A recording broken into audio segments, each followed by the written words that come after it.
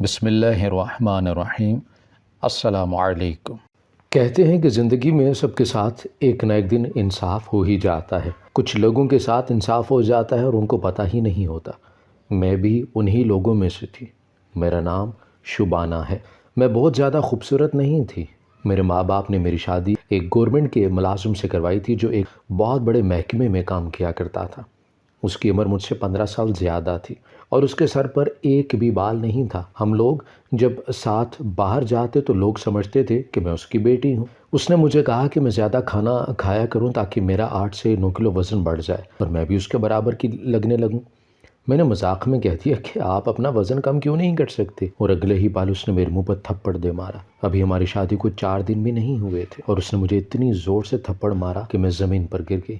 میں حیران رہ گئی کہ میں تو مذاق کر رہی تھی۔ اس شخص نے مجھے اتنی زور سے مارا، اس نے کہا کہ عورت ہو عورت بن کے رہو، اس گھر میں تمہارے لیے سب کچھ میں ہی کرتا ہوں اور آئندہ بھی میں نے ہی کرنا ہے، تمہیں کوئی حق نہیں پہنچتا کہ تم میرا کسی بھی حوالے سے مذاق بناؤ۔ میں نے کہا کہ میں مذاق نہیں منا رہی، لیکن اس نے بات کو بہت برا منا لیا اور اس کے بعد بھی مجھے تانے دیتا رہا۔ وہ روز میرے لیے ایسی چیزیں لے کر آتا تھا جن کو کھانے سے میرا وزن بڑھ جائے۔ مجھے ایسی چیزیں کھانے کی عادت نہیں تھی۔ کبھی میرے لیے پائے تو کبھی میرے لیے پکوڑے، یہاں تک کہ میرا معدہ خراب ہو گیا۔ لیکن اس نے کہا کہ اگر تم کھاؤ گی یہی چیزیں کھاؤ گی، نہیں تو کچھ بھی نہیں کھاؤ گی۔ الٹی سیدھی چیزیں کھانے کی وجہ سے میرا وزن تو بڑھ گیا، لیکن عجیب طرح سے میں عجیب بے ڈھنگی سے لگنے لگی تھی۔ سب لوگ مجھے کہا کرتے تھے کہ شادی کے بعد تمہیں ہو کیا گیا ہے، اچھی بھلی تم خوبصورت ہوا کرتی تھی، اتنی جلدی وزن بڑھا لیا۔ لوگوں کو بتانے کی بھی تو اجازت نہیں تھی۔ زندگی بہت بری گزر رہی تھی میری۔ اس شخص نے مجھ پر ہاتھ اٹھایا، میرے ماں باپ کے سامنے مجھے شرمندہ کروایا، میرے ماں باپ کو گالیاں دیتا، تانے دیا کرتا، اور مجھے ایک رتی برابر بھی عزت نہیں دی اس نے۔ مجھے لگا کہ وہ میرا خرچہ اٹھائے گا، لیکن اب اس نے مجھے کہنا شروع کر دیا کہ اگر پیسے چاہیے تو تم اپنی نوکری خود کر لو، ویسے بھی مجھے تمہارے ساتھ بچے تو پیدا نہیں کرنے ہیں، میرے بچوں کی ماں نہیں بنوں گی۔ زندگی میں سکون نہیں تھا، کوئی نہ کوئی بات کرتا ہی رہتا تھا وہ۔ میں نے اسکول میں نوکری کرنا بھی شروع کر دی اور میری حالت ایسی ہوتی تھی کہ کبھی کبھی میں اسکول کی کسی لڑکی کے سامنے ہی رونے لگ جاتی اور اپنے دل کی باتیں بتانے لگتی۔ وہ لڑکی بھی حیران رہ جاتی کہ ٹیچر کو ہو کیا گیا ہے، کیونکہ میرے پاس کوئی بھی نہیں تھا جس سے میں بات کر سکتی۔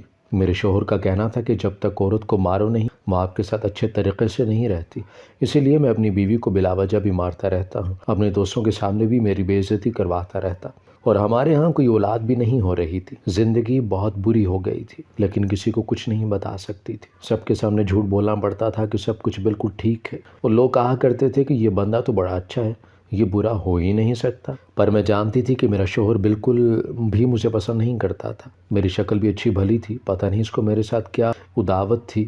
میں بہت زیادہ پریشان رہا کرتی تھی، ہر طرح سے اس کو پسند آ جانے کی کوشش کیا کرتی، وہ جو کہتا میں مان لیا کرتی، لیکن چاہے میں اس کی جتنی بھی مانوں چاہے نہ مانوں، اسے مجھ پر ہی غصہ آتا رہتا تھا۔ کبھی کبھی تو مجھے ایسا لگتا تھا کہ کسی اور بات کا غصہ ہے جو مجھ پر نکال رہا ہے، کیونکہ مجھ پر غصہ نکالنے کے بعد وہ اپنے دوستوں کے ساتھ ہی باہر چلا جایا کرتا، دوستوں کے ساتھ ہنسی مذاق بھی کرتا اور بہت زیادہ خوش بھی رہا کرتا۔ گھر میں بھی دوست آ جاتے اور جس دن اس کا کوئی دوست آ جاتا میرا پورا دن کچن میں گزر جاتا، لیکن میں کوئی شکایت نہ کرتی، پھر بھی میں ہی اس کے لیے بری تھی۔ مجھے سمجھ نہیں آتا تھا کہ یہ سب کچھ کیا ہو رہا ہے میرے ساتھ۔ کبھی ایسا لگتا تھا کہ کسی کی نظر لگ گئی ہے یا پھر کسی نے مجھ پر جادو کروا دیا، کیونکہ جو کچھ بھی ہو رہا تھا وہ سمجھ سے باہر تھا۔ میرا شوہر جس آفس میں کام کیا کرتا تھا وہاں خوب رشوت لیا کرتا تھا، بار بار گاڑیاں بدلتا رہا کرتا تھا، اپنے لیے اچھی چیز لے لیا کرتا، لیکن میری چیز کا اس کو خیال نہیں ہوتا تھا۔ میں اپنا خرچہ خود ہی پورا کیا کرتی تھی۔ اب تو ہم پورے محلے میں مشہور ہو گئے تھے کہ یہ لوگ آپس میں بہت لڑائی جھگڑے کیا کرتے ہیں، اور واقعی ہمارے بہت زیادہ لڑائی جھگڑے ہوا کرتے تھے۔ لیکن ایک دن کیا ہوا کہ اتنی بات نہیں تھی جتنا جھگڑا ہونے لگا۔ میرے شوہر نے چیخنا شروع کر دیا۔ اس نے کہا کہ میں نے تمہیں کہا تھا کہ میرے لیے کریلے گوشت پکا کے رکھنا اور تم نے دال پکائی ہے۔ میں نے کہا کہ اگر کریلے گوشت کھانے تھے تو پھر اس کے پیسے بھی دے کے جانے تھے، ابھی میری تنخواہ نہیں آئی تو میں کہاں سے لے کر آتی۔ یہاں سے لڑائی شروع ہوئی اور پھر ادھر ادھر کی باتوں سے ہوتے ہوئے بات یہاں تک پہنچ گئی کہ میں تمہارے ساتھ رہنا ہی نہیں چاہتا، تم تو مجھے اچھی نہیں لگتی، ایک دن بھی میرے دل میں نہیں سما آئی تمہارے ساتھ مجبوری میں میں رہا ہوں۔ میرے شوہر نے بہت ہی زیادہ غصہ کیا، اس کا بلڈ پریشر ہائی ہو گیا اور اس کو کوئی عجیب قسم کا دورہ پڑ گیا۔ مجھے سمجھ نہیں آ رہی تھی کہ کیا سے کیا ہو رہا ہے۔ رات کا وقت تھا، میں نے ایمبولینس کو کال کر دی اور ڈاکٹر کے پاس لے کر گئے، لیکن ڈاکٹر نے کہا کہ آپ نے دیر کر دی ہے، آپ کے شوہر کو فالج ہو گیا ہے، اب نہ تو یہ چل سکتے ہیں اور نہ ہی بول سکتے ہیں، ان کا سارا جسم بیکار ہو گیا ہے سوائے ان کی آنکھوں کے اور ہاتھ کی 2-4 انگلیوں کے علاوہ۔ میرے شوہر کا پورا جسم بیکار ہو گیا تھا۔ اس نے غصہ کر کے اپنا بلڈ پریشر بڑھایا اور بلڈ پریشر بڑھنے کی وجہ سے اسے فالج کا دورہ پڑ گیا تھا۔ 2-4 دن اسے اسپتال میں رکھا گیا اور اس کے بعد گھر لے آئے۔ اب میں اس کا خیال رکھا کرتی تھی۔ وہ کچھ بولتا نہیں تھا اور ہل بھی نہیں سکتا تھا۔ اس کی آنکھوں میں مجھے بھی کوئی ندامت اور شرم نظر نہیں آتی تھی، اور میں بھی اس بات سے بالکل بھی خوش نہیں تھی۔ اس کے ساتھ یہ سب کچھ کیا ہوا ہے؟ وہ میرا شوہر تھا۔ میرے دل میں یہ بات آ ہی نہیں سکتی تھی۔ بیوی کبھی بھی اپنے شوہر کا نقصان نہیں کروانا چاہتی، چاہے شوہر جیسا بھی ہو۔ اب اس کے گھر میں پیسے بھی نہیں آ رہے تھے۔ میں نوکری بھی کرتی، اس کو بھی سنبھالتی، گھر بھی چلاتی، سب کچھ کیا کرتی۔ میرے شوہر کی آنکھیں بدلنے لگی تھی۔ اس کو یہ احساس ہونے لگا تھا کہ اس عورت کے ساتھ میں نے اتنا برا کیا، لیکن پھر بھی یہ میرے ساتھ کتنا اچھا کر رہی ہے۔ ایک دن میرے شوہر نے عجیب سا اشارہ کیا۔ میں سمجھی نہیں کہ وہ کیا چاہتا ہے۔ ویسے اس نے انگلیوں سے اشارہ بنایا ہوا تھا، جس کا مطلب تھا کہ مجھے باتھ روم جانا ہے یا پھر مجھے بھوک لگی ہے، لیکن آج اس نے جو اشارہ کیا وہ کچھ الگ تھا۔ وہ باتھ روم کی طرف ہی اشارہ کر رہا تھا، لیکن اس کا مطلب یہ نہیں تھا کہ اسے باتھ روم جانے کی ضرورت تھی۔ میں نے پوچھا کہ کیا بات ہے، کیا چاہیے آپ کو؟ بار بار اشارے کیوں کر رہے ہیں؟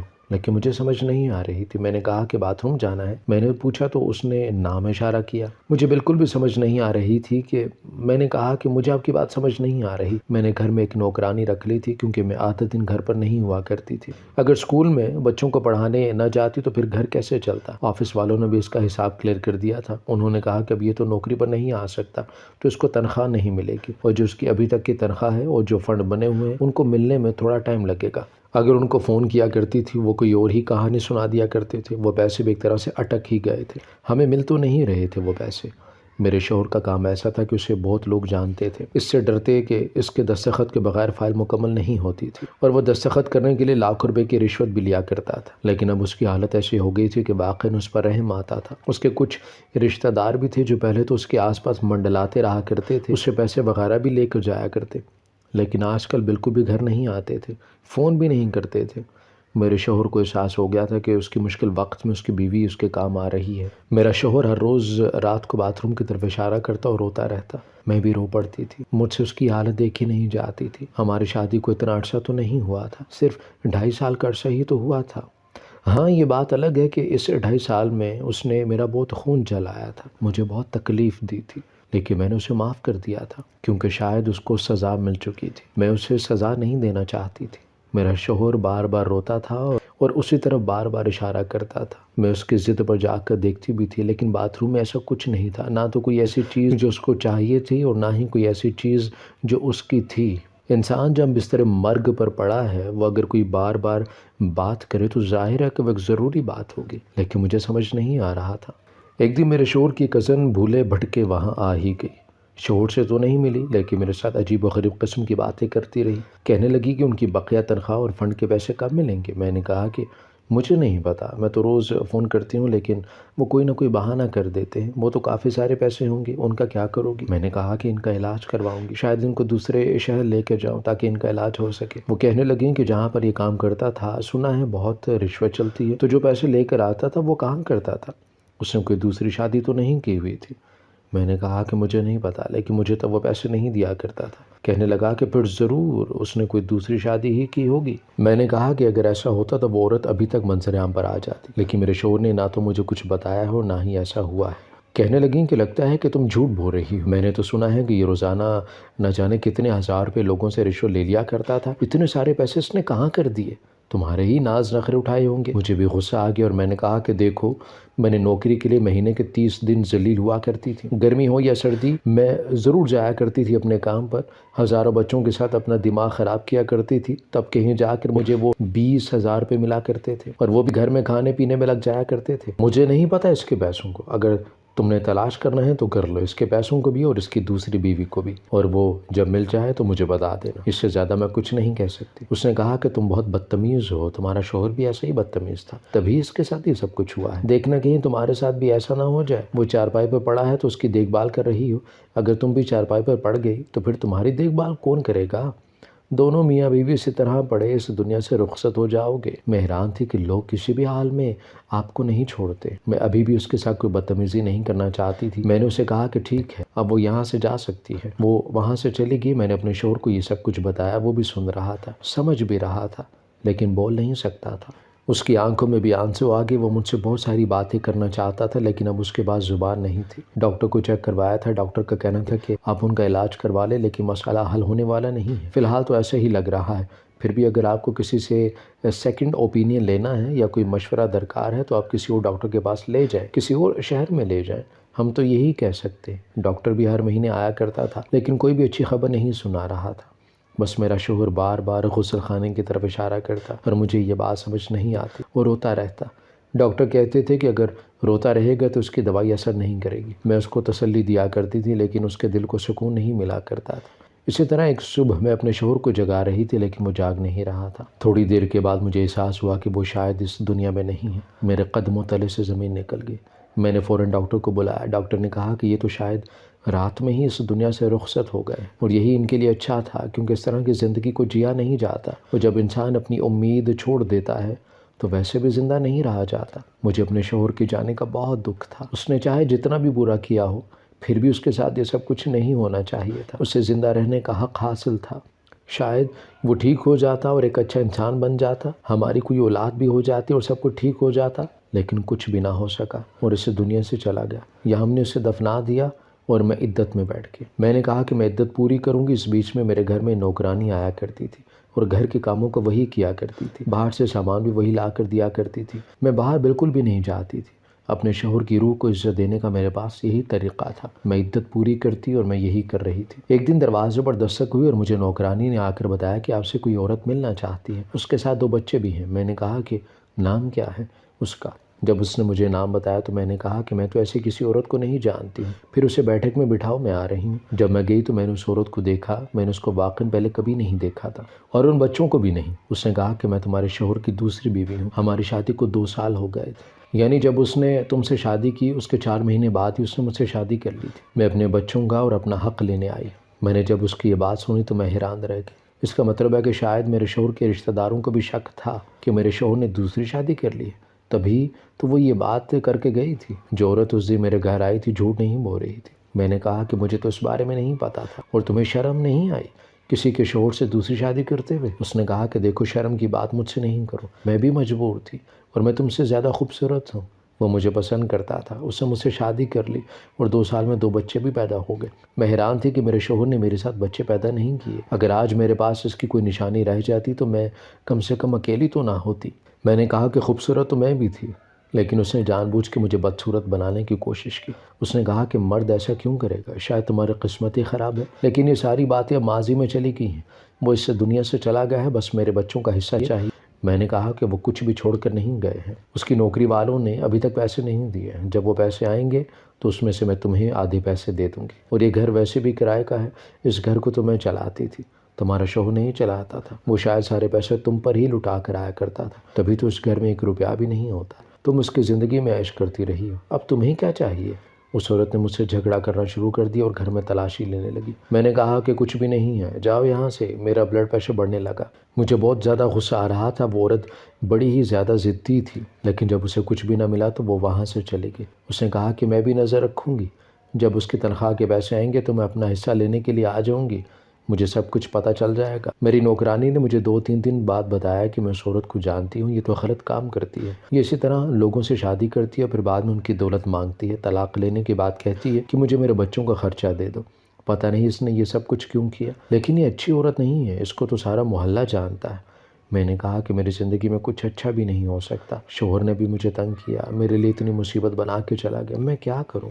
ابھی مجھے عدت میں بیٹھے زیادہ وقت نہیں ہوا تھا، مجھے اپنے شوہر کا بار بار خیال آتا تھا کہ کیوں وہ غسل خانے کی طرف اشارہ کرتا تھا۔ آخری وقت میں وہ یہی کرتا رہا تھا اور میرے دماغ میں اس کی یاد بس گئی تھی۔ عورت بھی بہت عجیب ہوتی ہے، جب کسی سے محبت کرتی ہے تو اس کی بے وفائی بھی معاف کر دیتی ہے، لیکن مرد کے اندر اتنی طاقت نہیں ہوتی۔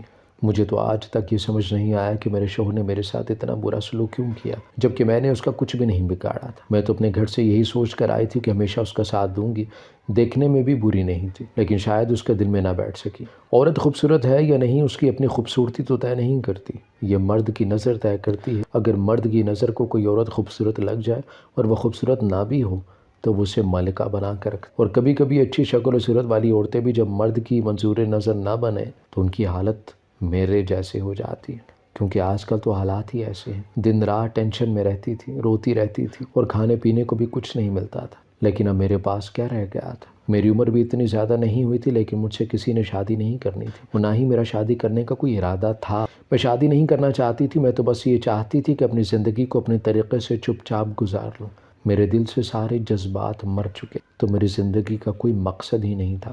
میں عدت میں بیٹھی تھی اور اسکول بھی نہیں جا پا رہی تھی، میرے شوہر کے پیسے بھی نہیں آ رہے تھے، اور اس کی دوسری بیوی بار بار فون کیا کرتی تھی اور کہتی تھی کہ پیسے کب آئیں گے۔ اس نے مجھے تنگ کر رکھا تھا، میرے گھر میں بالکل بھی پیسے نہیں تھے۔ میں نے اپنی نوکرانی سے کہا کہ وہ بھی یہاں سے چلی جائے، کیونکہ میں اس کو تنخواہ نہیں دے سکتی۔ ایک دن میں بہت حیران ہوئی جب وہ خود میرے لیے کھانا بنا کر لے آئی۔ اس نے کہا کہ آپ بہت اچھی ہیں بی بی جی، آپ نے میرا بہت خیال رکھا ہے، میرے پاس تو اتنا ہی ہے، میں آپ کے لیے اتنا ہی کر سکتی ہوں۔ اس دن احساس ہوا کہ اگر آپ اچھے لوگوں کے ساتھ اچھا کریں تو وہ آپ کے ساتھ اس سے بھی زیادہ بڑھ کر اچھائی کرنے کی کوشش کرتے ہیں۔ اس کے پاس خود کچھ نہیں ہوتا تو اس کے اپنے 4 بچے تھے، میں تو اس پر بوجھ نہیں بننا چاہتی تھی۔ میں نے اسے کہا کہ اگر میرے حالات بہتر ہو گئے تو میں اسے نوکری پر رکھ لوں گی اور اس کی تنخواہ بھی دے دوں گی۔ میرے شوہر کے آفس والے بھی پیسے نہیں دے رہے، شاید وہ پیسے کھا جانا چاہتے تھے، اور ادھر اس کی بیوی نے بھی مجھے بہت زیادہ تنگ کر رکھا تھا۔ میری کچھ دوست وغیرہ تھی جن سے میں نے تھوڑے بہت پیسے ادھار لے لیے تھے، اور کسی طرح کھانا پینا بھی چل رہا تھا، لیکن وہ بھی بہت کم ہی۔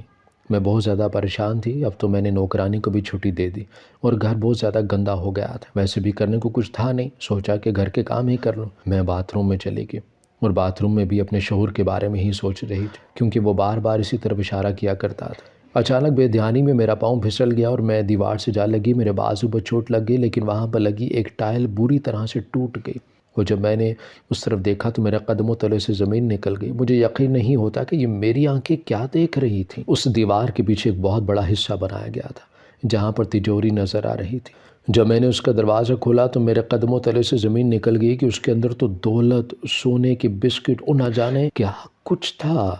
ظاہر ہے یہ سب کچھ یہاں میرے شوہر نے رکھا تھا۔ وہ بار بار اسی طرف اشارہ کرتا تھا، لیکن بتا نہیں پاتا تھا۔ جیسا کہ میرے شوہر کے بارے میں مشہور تھا کہ وہ ایک بہت ہی بڑے محکمے میں کام کیا کرتا تھا اور بہت زیادہ رشوت لیا کرتا تھا۔ شاید یہ سب کچھ اس نے رشوت کے پیسوں سے ہی بنایا تھا۔ میں نے وہ سارا سامان وہاں سے نکال لیا اور اس جگہ کو اس طرح بند کر دیا جیسے وہ پہلے بند تھی۔ جو ٹوٹا ہوا تھا اس کے آگے میں نے شیشہ لگا دیا۔ اگلے دن میں نے نوکرانی کو بلایا اور اسے کہا کہ گھر کا سارا سامان پیک کرنا ہے، میں یہاں سے جا رہی ہوں۔ ویسے بھی یہ گھر کرائے کا تھا۔ نوکرانی نے مجھے ایک بات بتائی جس سے پہلے میں سوچ رہی تھی کہ ملنے والی دولت میں سے کچھ حصہ میں اس کو دوسری بیوی کو بھی دے دوں گی، لیکن اس نے مجھے بتایا کہ وہ دونوں بچے اس کے نہیں تھے۔ وہ جھوٹ بول رہی تھی، آپ سے آپ کے شوہر کے بچے نہیں ہیں، کسی اور کے بچے تھے، وہ ہمارے محلے میں ہی رہتی ہے۔ کل کو ایک آدمی آیا تھا اور اپنے بچے لے کے چلا گیا۔ نوکرانی کا کہنا تھا کہ یہ بھی ہو سکتا ہے کہ وہ جھوٹ بول رہی ہوں اور آپ کے شوہر نے اس کے ساتھ شادی ہی نہ کی ہو، کیونکہ یہ عورت تو اس طرح ڈرامے کرنے میں بہت زیادہ مشہور ہے۔ میں بھی خاموش ہو گئی۔ میں نے نوکرانی کو اس کی تنخواہ اور کچھ اضافی پیسے بھی دے دیے۔ وہ بھی حیران ہوئی، اس کو لگا کہ شاید آفس والوں نے پیسے بھیج دیے، لیکن آفس والے تو پیسے کھا چکے تھے۔ میں وہاں سے چلی گئی، میں نے کچھ سامان بھی نوکرانی کو دے دیا اور چیدہ سامان لے کر دوسرے شہر میں چلی گئی۔ وہاں جا کر میں نے گھر بنایا، نوکری بھی کرنے لگی۔ آج میرے پاس گاڑی ہے، گھر بھی ہے، اور میں اپنے شوہر کے نام سے ایک مسجد بھی بنوا رہی ہوں۔ یہ پیسے اسی کے تھے، اسی نے یہ رکھے تھے، جو وہ مجھے دینا بھی نہیں چاہتا تھا، لیکن شاید قسمت میں یہی لکھا تھا کہ جب وہ اس دنیا سے چلا گیا تو یہ پیسے مجھے مل گئے۔ اسی لیے میں اپنے پیسوں کے ساتھ کوئی اچھا کام بھی کرنا چاہتی تھی۔ یہ سب سننے میں عجیب لگتا ہے، لیکن میرا شوہر مجھ سے 15 سال بڑا تھا اور اسے سروس دیتے ہوئے 19 سال ہو چکے تھے۔ اس نے اتنے سالوں میں یہ سب کچھ جمع کیا تھا، لیکن اس کی قسمت بھی عجیب تھی کہ وہ جمع تو کر گیا لیکن استعمال نہ کر سکا اور اس دنیا سے چلا گیا۔ بس یہی تو زندگی ہے، اس میں کچھ نہ کچھ عجیب ہوتا ہی رہتا ہے، پر میں کسی پر بھروسہ نہیں کرنا چاہتی اور دوبارہ شادی بھی نہیں کرنا چاہتی۔ فی الحال میں کچھ سال ایسے ہی گزار دینا چاہتی ہوں۔ میں آگے پڑھائی بھی کر رہی ہوں تاکہ مجھے اس سے اچھی نوکری بھی مل جائے، کیونکہ دولت کا چاہے آپ کے پاس دریا ہی کیوں نہ ہو، ایک دن ختم تو ہو جاتا ہے۔ میں اپنے شوہر کو اچھے الفاظ میں یاد کرتی ہوں، اس کے ایصال و ثواب کے لیے کوئی نہ کوئی ختم وغیرہ بھی پڑھاتی رہتی ہوں، کیونکہ وہ جیسا بھی تھا تو میرا شوہر۔ ہماری ویڈیو اگر آپ کو پسند آئی ہے تو ضرور لائک کیجئے، اپنی رائے دینا چاہیں تو کمنٹس کیجئے، اچھی لگے تو شیئر کیجئے۔ اس کے ساتھ ساتھ اگر آپ نے ہمارا چینل سبسکرائب نہیں کیا تو ضرور کیجئے اور بیل آئیکن پر لازمی کلک کیجئے تاکہ ہماری ہر آنے والی ویڈیو آپ تک بر وقت پہنچ سکے۔